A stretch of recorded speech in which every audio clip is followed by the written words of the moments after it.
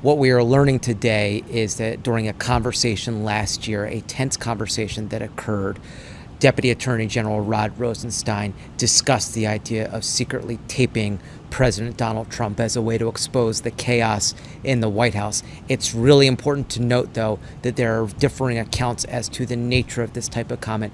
There are people who say that Rosenstein made the comment in a moment of frustration and he meant it sarcastically as a joke and did not actually intend for any sort of secret recording of the president to take place. There are other people who disagree with that assertion, and so we are left with sort of conflicting accounts of what by all accounts was a difficult conversation in the heat of a lot of turmoil and upheaval.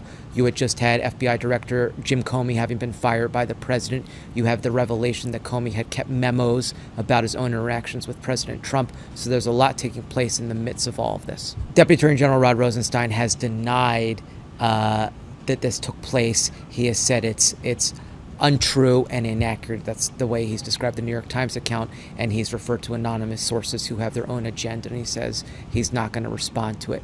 But I should also note, though, by the same token, the Justice Department did issue a statement from somebody who was in the room saying, I do remember the remark, it did happen, but it was obviously meant in a sarcastic way.